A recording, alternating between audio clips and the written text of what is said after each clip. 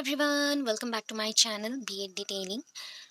So ଆଜିଠୁ ଆମେ start କରୁଛୁ OTET mission that is OTET ପାଇଁ ଆମେ ପ୍ରିପରେସନ୍ ଷ୍ଟାର୍ଟ କରିବୁ ଦେନ୍ ସେଥିରେ ଯାହା ବି କ୍ୱେଶ୍ଚନ୍ସ ଥିବ ଆମେ ବାଇ इंग्लिश मोड आम तक पढ़ु okay pedagogy almost I think आप क्लीयर हम इंग्लिश भी पढ़ेली बिकज आम डिस्कस करूँ and this is only not for OTET it is also for CTET and WAVES and other TTA exams also because sometimes आम think करूँ कि questions गुड़ाक easy and आसुनी तो बारंबार जी भी आप एग्जाम से गोटे क्लीयर कले तो ना बहुत सारा एग्जाम अच्छी सो से आप प्रिपेयर हूँ ऑलमोस्ट आई थिंक आपको हेल्पफुल हम आज मात्र मु 25 क्वेश्चंस आनी आई होप आप टिके बेनिफिट हो सो प्लीज जॉइन करूँ and join with me stay tuned with me and whole video को देखो कंप्लीट वीडियो को देखो एंड सब्सक्राइब करने को भूलें ओके लेट्स स्टार्ट सो आम स्टार्ट करूँ एंड स्टार्ट करने सागे मुझे कहीदिए कि हिंदी इंग्लिश ओडिया जो थे आम कंफर्टेबल अच्छु से करूँ तो सो दैट मुझे English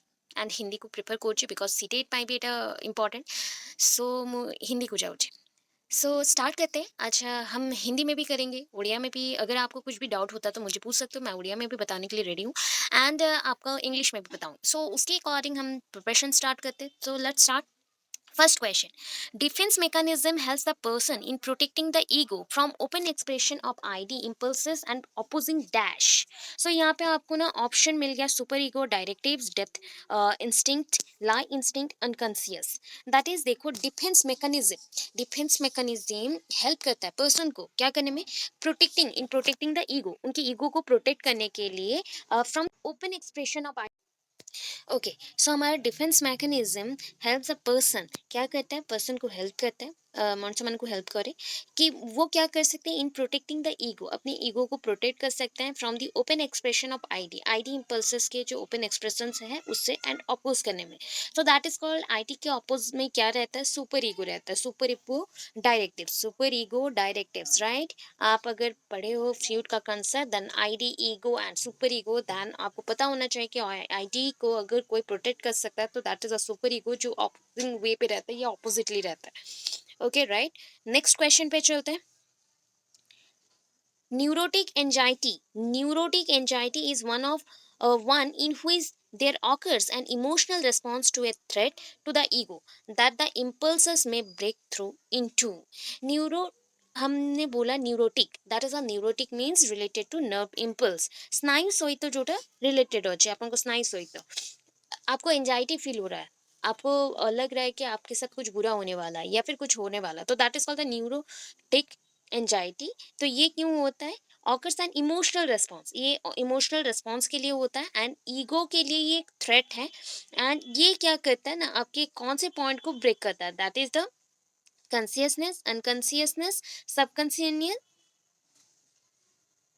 that is a subconsciousness and super ego तो ये आपका पॉइंट हो जाएगा दैट इज आपका पॉइंट ए है कंसियसनेस जब भी आपको न्यूरोटिक एंजाइटी होता है दैट मीन्स ये आपके पूरे इमोशनल पॉइंट ऑफ व्यू को इफेक्ट करता है तो ये आपका कंसियस और अनकॉन्सियस पॉइंट नहीं होगा ये कंसियस पॉइंट होगा अनकॉन्सियस का सबकॉन्सियस एंड आपका सुपर ईगो ये सारे जो कंसियसनेस हैं ये नहीं होंगे कंसियसनेस ओनली आंसर होगा तो right answer is the consciousness next one A young woman, after fighting with her husband, returned to her parents' home only to allow her parents to baby her and fulfill their every wish like that of a child.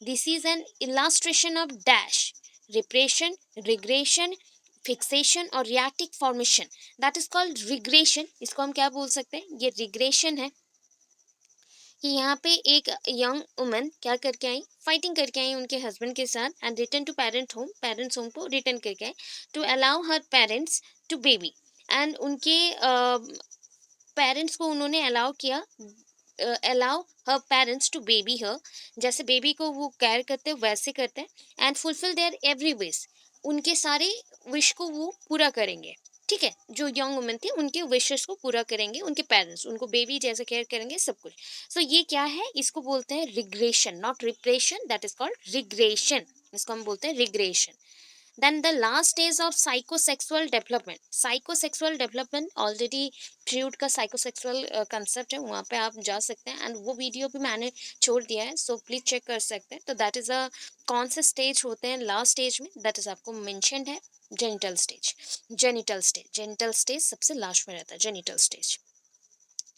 Next, Sigmund Freud has regarded the first three stages of psychosexual development, that is period of 5 or 6 years of life, to be decisive for the formation of dash। कौन सा चीज formation नहीं होता 5 to 6 years तक बच्चों का? Intelligence, personality, emotions, ego. Obvious है आपका पर्सनालिटी बिल्ड नहीं होता है, बाकी सब कुछ बिल्ड होना स्टार्ट हो जाता है। नेक्स्ट चलते हैं, the super ego is the equivalent of what is more commonly known as. आप अगर बोलो कि कौन सा पॉइंट है सुपर ईगो को हम क्या बोल सकते हैं अदर वेज में, that is called the conscience, not narcissism, not personality libido, ये होता है conscience is the right answer. Conscience के थ्रू ही ये क्या होता है ना, इसको हम क्या कहते हैं, हर एक चीज को जान पाते हैं, कौन सा इमोशनल पॉइंट है, कहाँ पे क्या बिहेव करना है, वो सब जान पाते हैं। So this is the right answer. According to Freud, the negative Oedipus complex में lead to dash. Negative Oedipus complex क्या करता है, heterosexuality, homosexuality, narcissism, castration. That is इसका आंसर हो जाएगा आपका होमोसेक्सुअलिटी। अकॉर्डिंग टू फ्रूड, जो नेगेटिव ओडिपस कम्प्लेक्स होता है ये होमोसेक्सुअलिटी में होता है, मे लीड टू होमोसेक्सुअलिटी, क्योंकि ये प्रॉब्लम होने से ये होमोसेक्सुअलिटी में ही आते हैं कि ये होमोसेक्स के अकॉर्डिंग ही रहते हैं। Okay, The idea of developmental stages was borrowed from Dash, from Freud। Idea of developmental stages was borrowed from Freud। क्या है? That is a biology, sociology, anthropology, physics. Freud ने जो आइडियाज ऑफ स्टेजेस लिया developmental stages का, वो idea कहाँ से आया? बायोलॉजी से आया, सोशियोलॉजी से आया, एंथ्रोपोलॉजी और फिजिक्स से। That is a biologic, total biological stages है। ड्रीम्स रिप्रेजेंट डिमांड्स और wishes stemming from the dash. ये अनकॉन्सियसनेस है, कॉन्सियसनेस है, प्रीकॉन्सियस है, या फिर डेथ इंस्टिंक्ट है?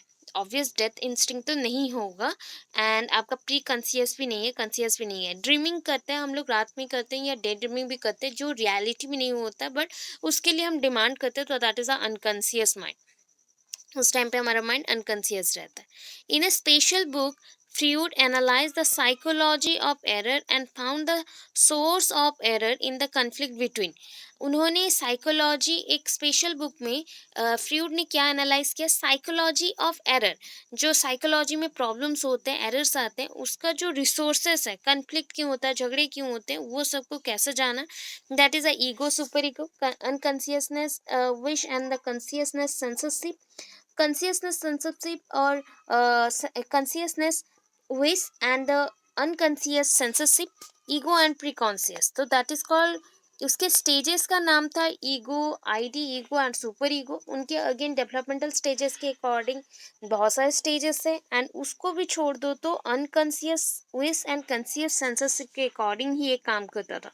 तो that is the right answer. ऐसे क्वेश्चन आ सकते हैं, उस टाइम बहुत डिफिकल्ट होता है समझना कि कहाँ से पढ़ ली। which is a place there which is a place where the child's cognitive development is defined in the best way। कौन सा ऐसा जगह है जहाँ पे बच्चों का कॉग्निटिव डेवलपमेंट हम बहुत ही अच्छे से एक्सप्लेन कर सकते हैं?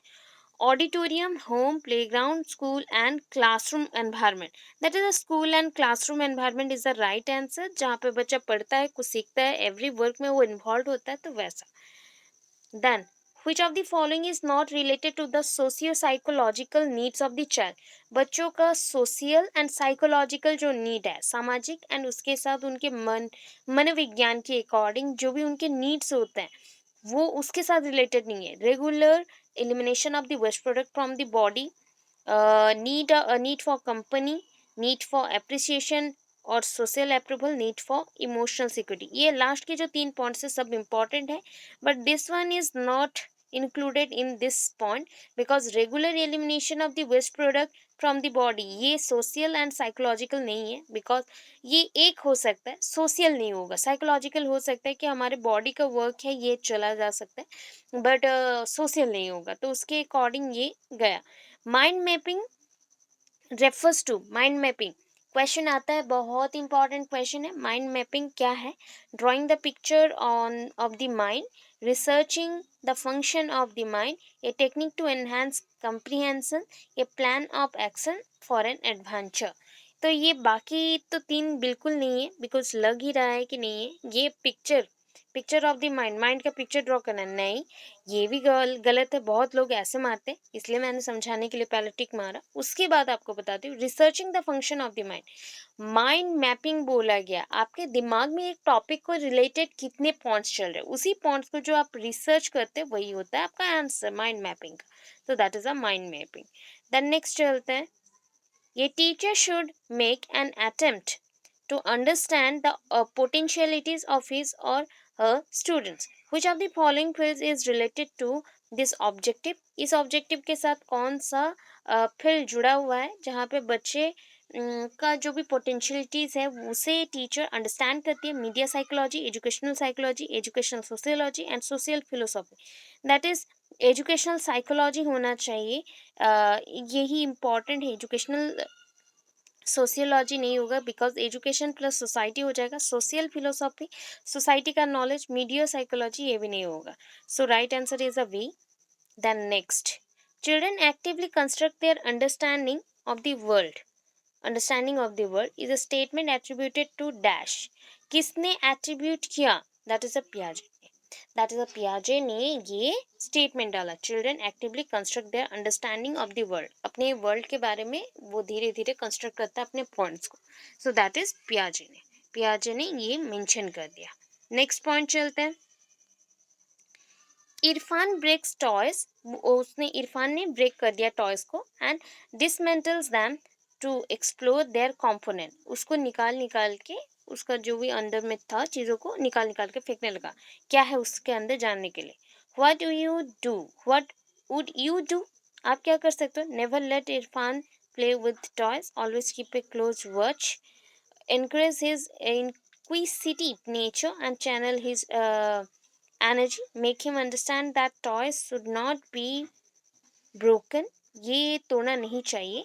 ऐसा नहीं करेंगे, अगर छोटा बच्चा है वहाँ पे, वो टॉय के साथ खेला, तो वो टॉय एज में है, तो इरफान बच्चों के साथ नहीं खेल के टॉयज के साथ खेलता है।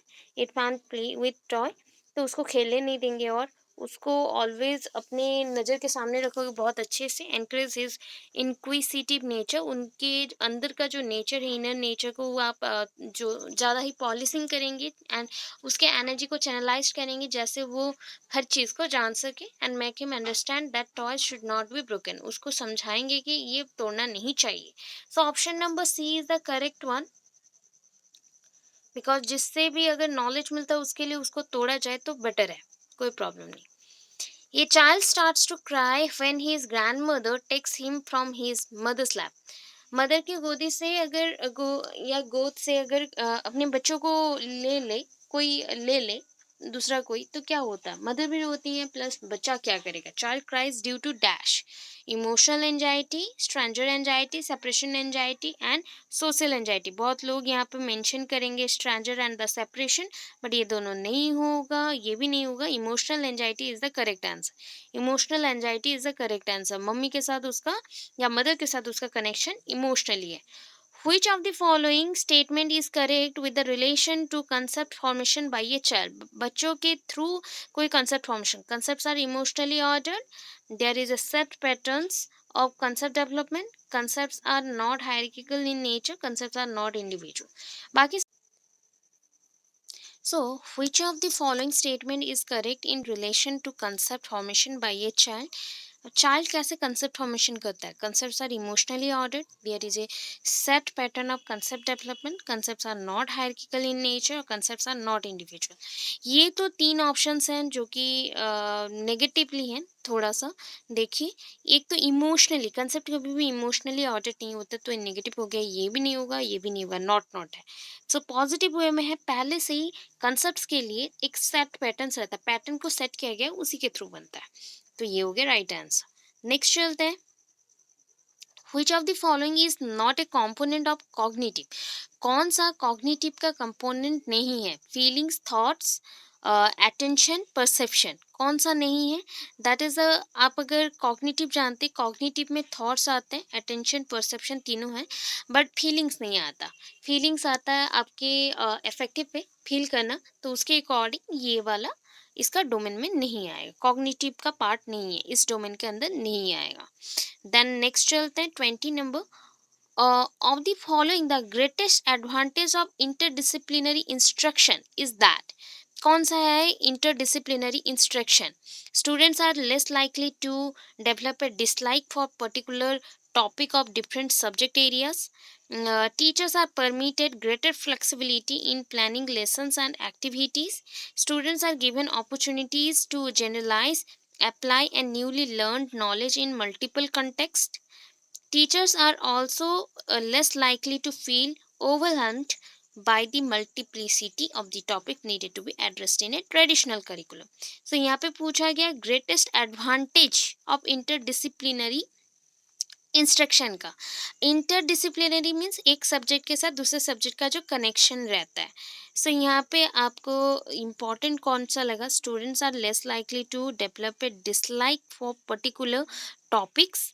यहाँ पे पर्टिकुलर टॉपिक्स के लिए अगर बच्चों का डिसलाइक आए, teachers are permitted greater flexibility in planning lessons and activities. Teachers को परमिट किया जाए कि वो फ्लेक्सिबिलिटी के साथ पढ़ा सकते हैं, प्लानिंग कर सकते हैं एक्टिविटीज़ के लिए। या फिर students are given opportunities, students को हम अपॉर्चुनिटीज देंगे कि वो जनरलाइज करें अपने आइडियाज़ को एंड न्यूली नॉलेज को लर्न करें मल्टीपल कंटेक्स्ट के साथ। ऑब्वियसली ये आंसर पॉजिटिव, ऑलवेज थिंक करिएगा पॉजिटिव सेंस में क्वेश्चन है या नेगेटिव, उसके अकॉर्डिंग आंसर मारोगे तो ठीक रहेगा। प्रेडिक्शन एज ए सब skill is associated with dash. Prediction क्या है? एक सब स्किल है, किसके साथ एसोसिएटेड है? Drafting, summarising, note making and reading. तो ये आपका है ना प्रेडिक्शन, मतलब आप प्रेडिक्ट कर रहे हो तो उसके अकॉर्डिंग ये रीडिंग होगा, बिकॉज रीडिंग में ही जो लास्ट स्टेप है या सब स्किल है वो है आपका प्रेडिक्टिंग। प्रेडिक्ट करने के बाद ही आप रीडिंग करते हो एंड प्रॉपर होता है। Minimal pairs are usually use to give practice. कौन से पेयर्स को हम देते हैं? दैट इज जिसको हम प्रैक्टिस के लिए यूज करते हैं, स्ट्रक्चर को। नॉर्मली कोई चीज का स्ट्रक्चर जाना तो बार बार प्रैक्टिस करते हैं, तो यहाँ पे हो गया स्ट्रक्चर। ठीक है, स्ट्रक्चर। देन नेक्स्ट है language skills should be taught. Language skills किस में बोलना चाहिए और क्या होता है? दैट इज दो imitation, that is through imitation, in isolation, through clear explanation and in an integrated manner. Language skill ना ऑलवेज क्या होता है? LSRW को फॉलो करता है, LSRW को। तो ये क्या हो गया? ये के साथ दूसरा कनेक्शन है, कनेक्टेड है ना, तो ये इंटीग्रेटेड मैनर पे आएगा। ठीक है, इंटीग्रेटेड मैनर पे आएगा। नेक्स्ट क्वेश्चन में चलते हैं। A teacher gives many sentences and asks her students to arrange them into a letter using appropriate connectors. This skills, the skills them is chiefly involved in this task is dash. ये teacher gives many sentences, बहुत सारे sentences दिए हैं and ask किए students को कि इसको arrange करो into a letter using appropriate connectors.